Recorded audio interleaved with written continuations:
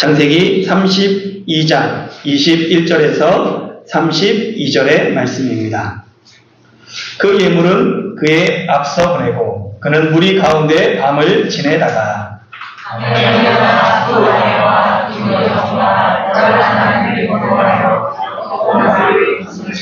그들을 인도하여 시내를 건너가게 하며 그의 소유도 건너가게 하고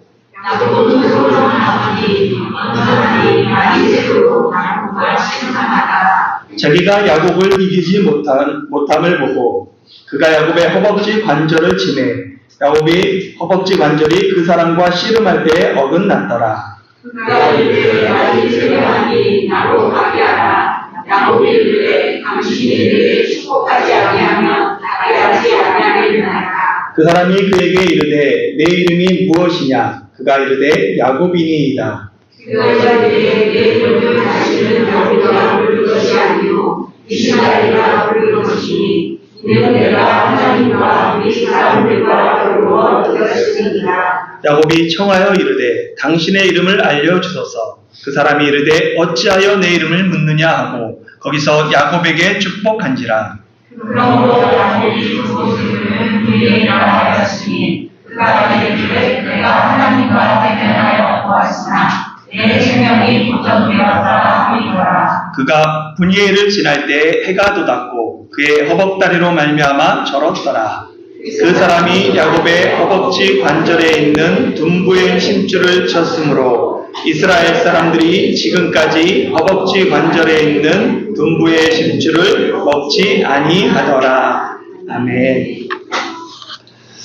야곱은 일생에 있어서 두 번의 하나님과의 결정적인 만남을 갖게 됩니다. 첫 번째 만남은 야곱이 브엘세바를 떠나 하란으로 가는 길에 하나님이 야곱을 찾아온 사건이죠. 이 만남이 베델에서 일어나서 베델 사건이라고 부릅니다.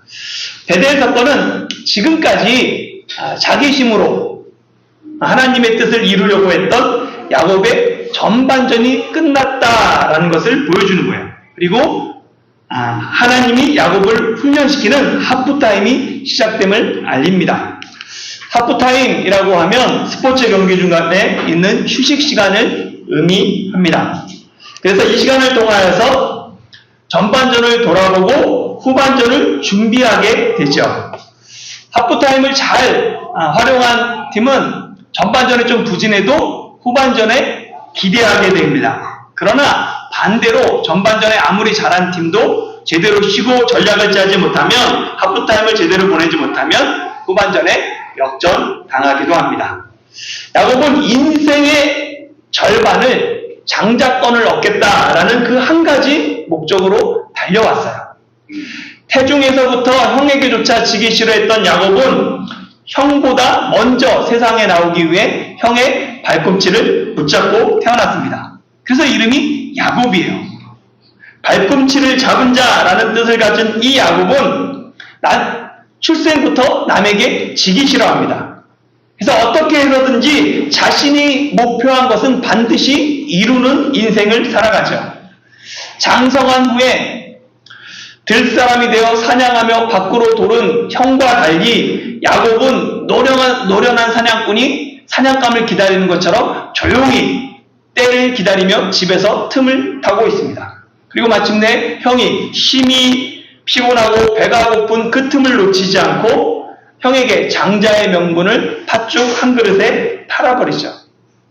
야곱은 장자의 명분에 만족하지 못하고 아버지로부터 장자의 축복을 받기 위해 어머니와 한편이 되어서 형으로 분장하고 아버지에게 거짓말까지 하면서 장자의 축복까지 받습니다.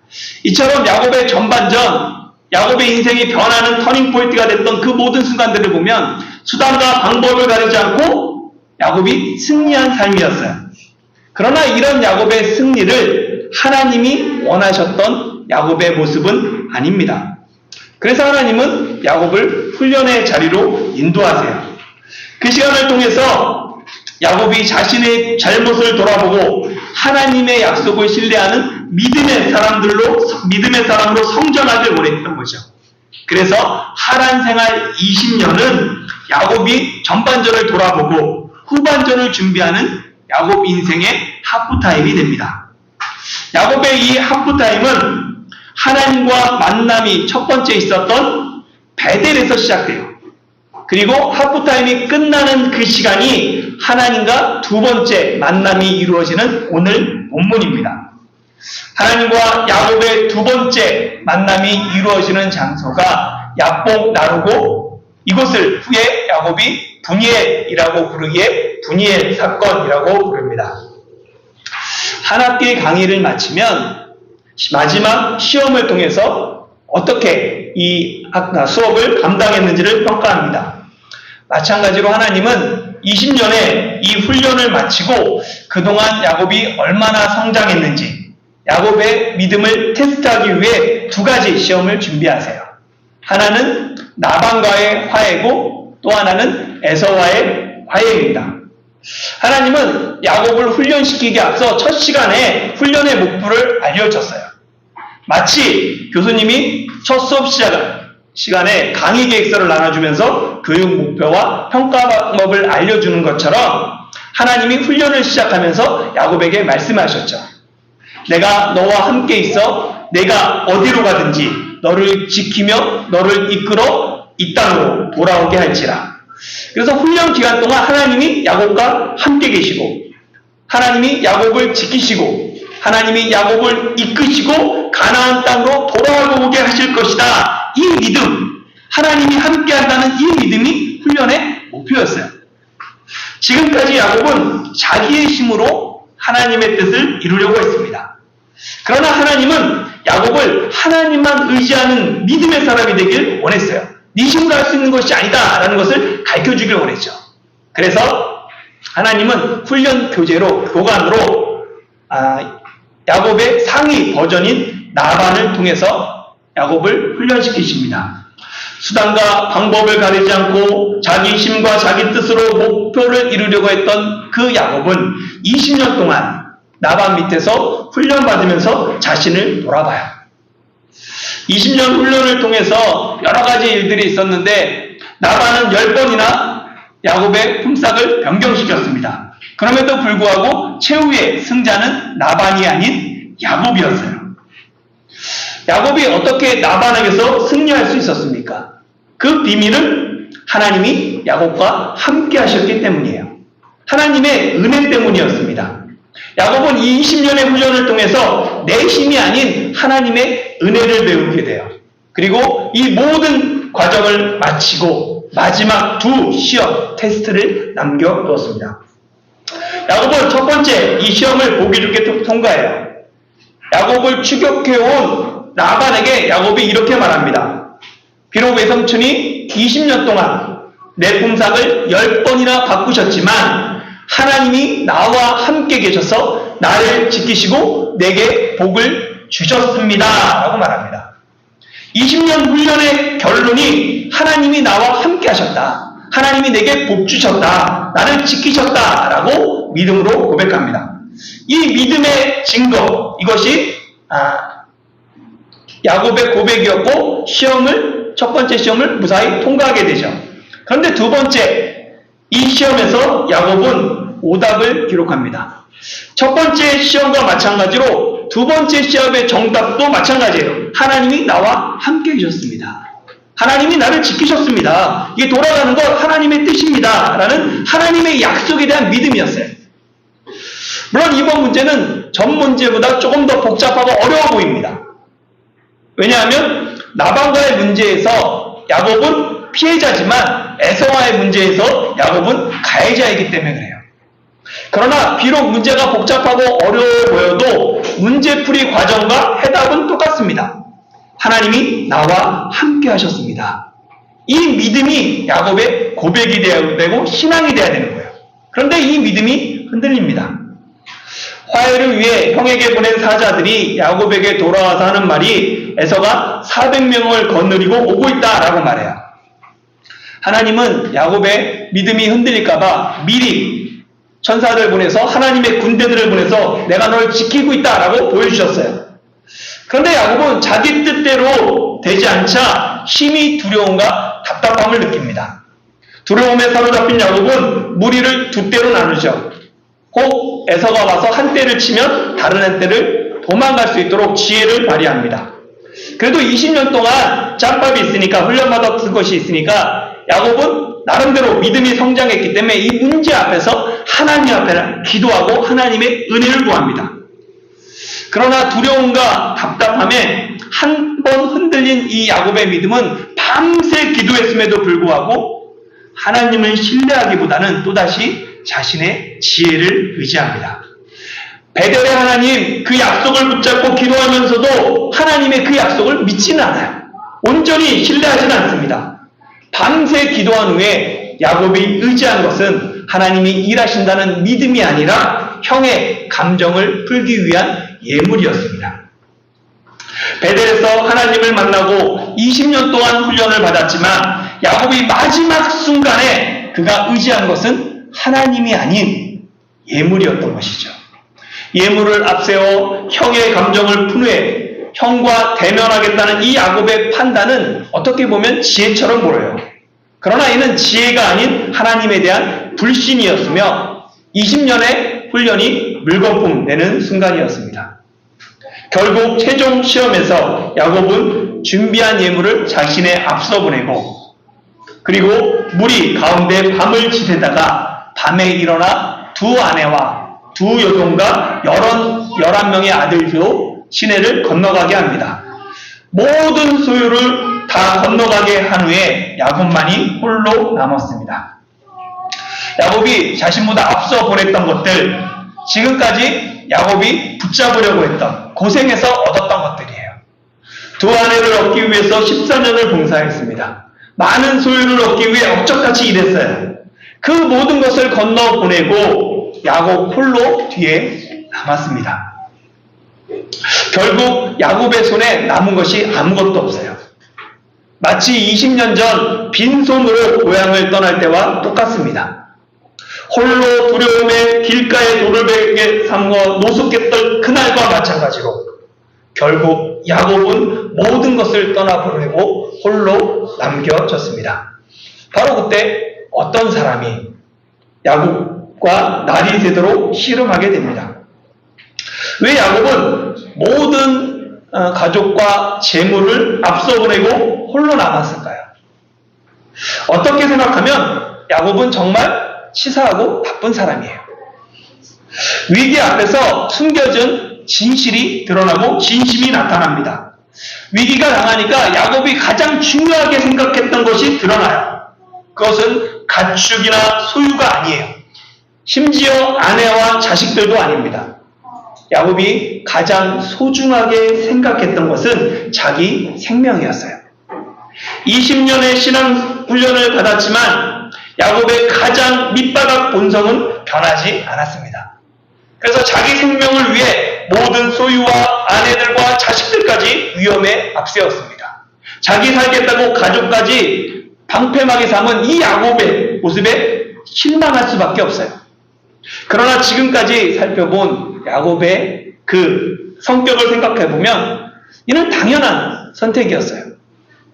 사람은 쉽게 변하지 않습니다. 놀라운 것은 야곱의 선택, 그 행동이 아니라 하나님의 선택이었어요. 야곱은 이런 행동을 보면 오래전에 그랄에서 아내를 누이라고 속였던 아버지 이삭, 할아버지 아브라함과 다르지 않습니다. 우리의 초점을 야곱에게 맞추면, 사람에게 맞추면 어떤 소망도 없어요. 그런데 우리의 초점을 하나님께 맞추면 소망이 있습니다.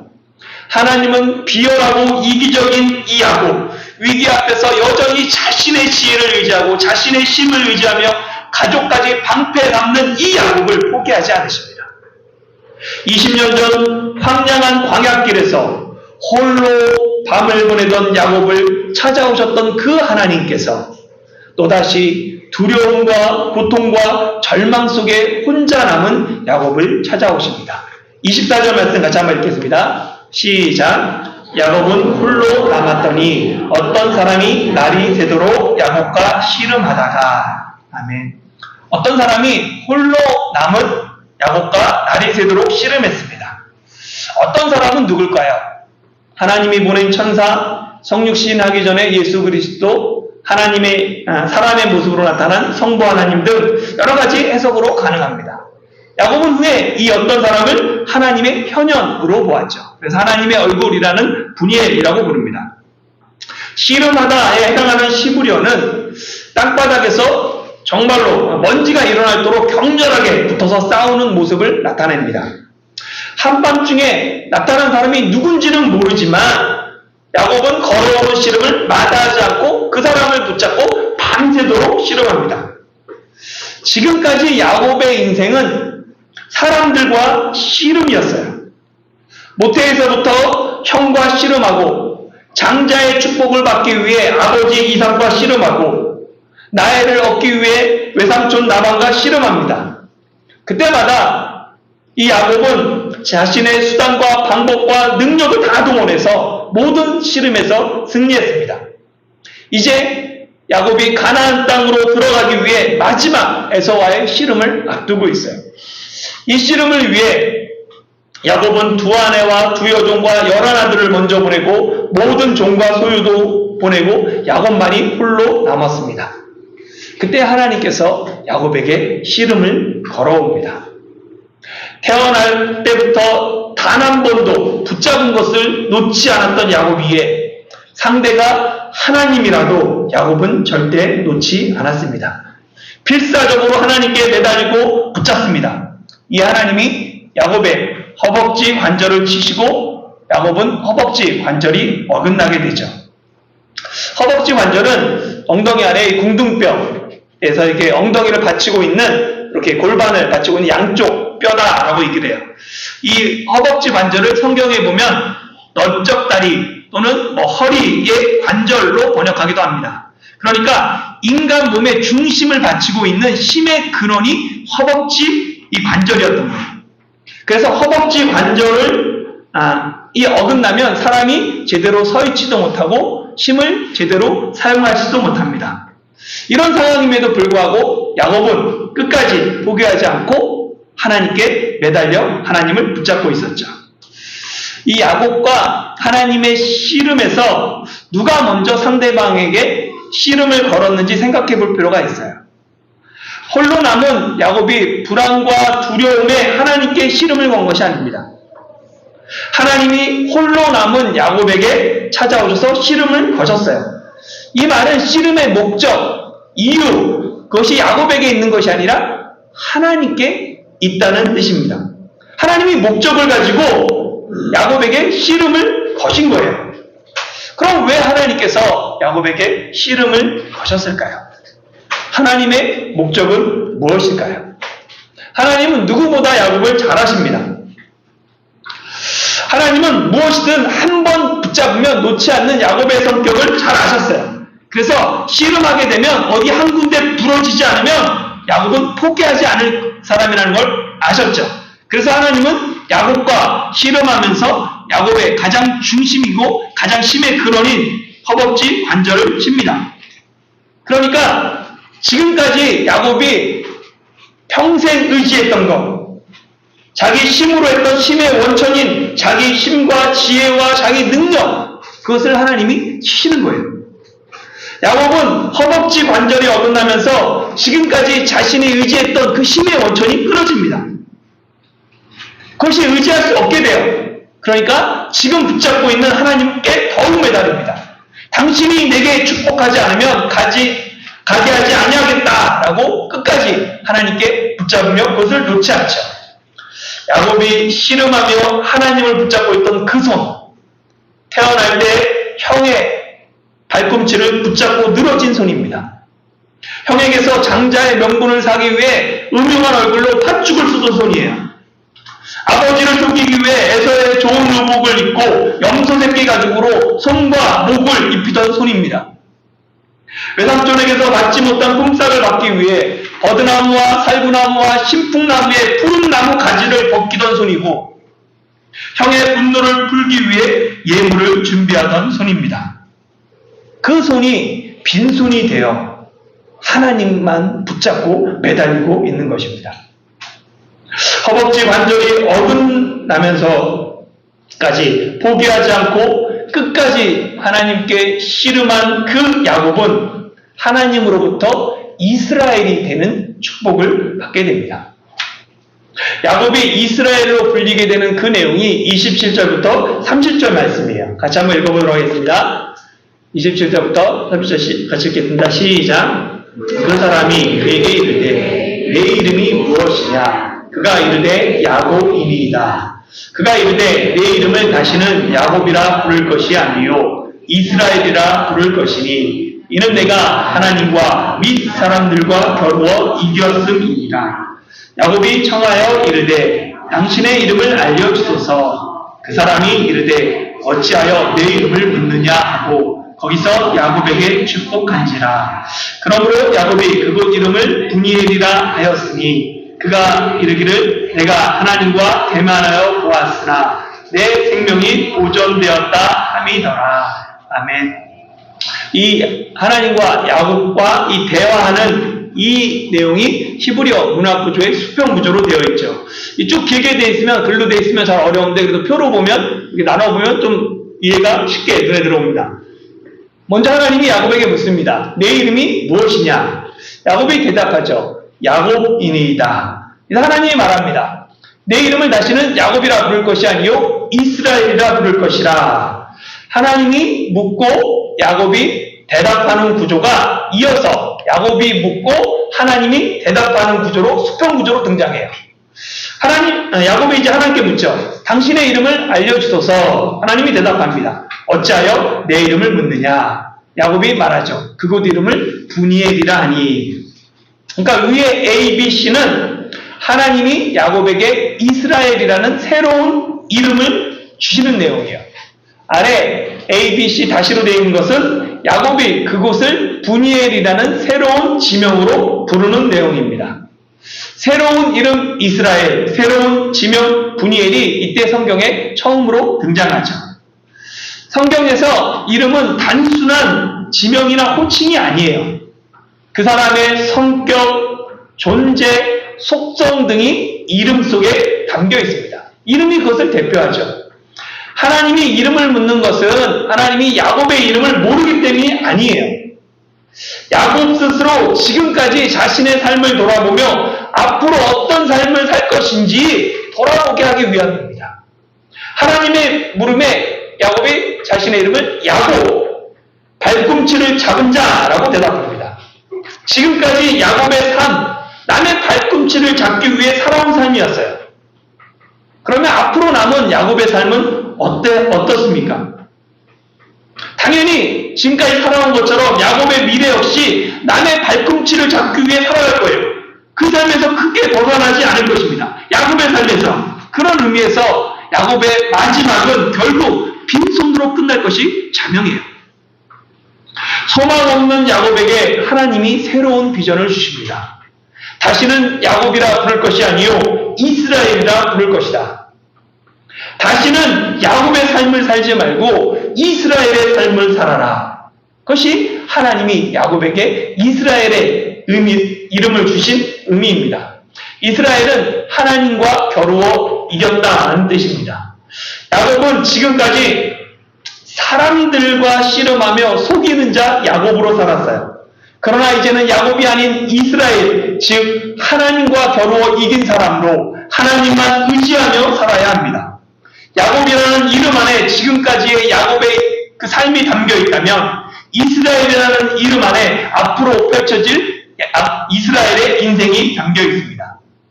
하나님과 동행하며 하나님의 통치 속에서 살아가야 할 야곱의 후반전이 이스라엘이라는 이름과 함께 펼쳐지게 됩니다. 또한 이스라엘은 구속사적으로도 큰 의미가 있습니다. 야곱이 이스라엘로 축복받지 못했다면 하나님의 구원은 아담, 셋, 노아, 셈, 아브라함, 이삭, 야곱처럼 한 사람, 한 가문을 통해 이어지게 됩니다. 그러나 야곱이 이스라엘이 되었기에 이후의 구속사는 한 사람이 아닌 한 민족으로 이어져 번성하게 되죠.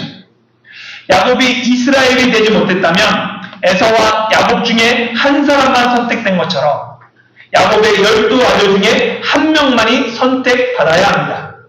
그러나 야곱이 이스라엘이 되므로 야곱의 12아들이 이스라엘의 12지파로 구속사로 쓰임받게 됩니다. 평생 장자권을 위해 살아온 야곱에게 가장 큰 축복이 이스라엘입니다. 사랑하는 성도 여러분, 지금까지 내 삶은 무엇과의 씨름이었습니까? 씨름의 대상이 사람이었습니까? 아니면 재물이나 성공입니까? 또한 내 힘의 원천은 무엇입니까? 야곱이 아닌 이스라엘은 허벅지 관절이 어긋난 후에 될 수 있습니다. 사람들은 하나님과 씨름에서 이긴 것을 은혜라고 생각합니다. 그러나 허벅지 관절이 어긋난 것이 은혜입니다. 다른 사람들의 발꿈치를 잡기 위해 이 사람 저 사람과 씨름하던 야곱의 삶이 은혜가 아니라 사도 바울이 내 몸에 그리스도의 흔적을 가졌다라고 말하는 것처럼 허벅지 관절이 어긋나 저는 것이 하나님의 은혜입니다. 육체의 가시가 야곱을 교만하지 않게 합니다. 육체의 연약함이 야곱의 남은 인생을 하나님만 의지하며 하나님의 은혜를 구하는 삶을 살아가는 원동력이 됩니다. 그래서 성경은 31절에서 비록 야곱이 절었지만 야곱이 분이엘을 지날 때 해가 돋았다라고 기록하고 있습니다. 두려움과 절망 속에 괴로워했던 어둠의 밤은 지나가고 소망의 해가 찬란하게 떠올랐습니다. 혹시 홀로 어두운 밤을 보내고 계십니까? 하나님이 홀로 남은 야곱을 찾아오셔서 은혜를 베푸신 것처럼 두려움과 외로움과 고통과 절망의 밤에 하나님을 만나는 은혜의 밤이 되길 소망합니다. 내심을 의지하며 사람들의 발꿈치를 잡는 야곱의 인생이 아닌 하나님을 의지하며 하나님 손에 붙들린 이스라엘로 살아가는 저와 여러분이 되시길 예수님의 이름으로 축원합니다.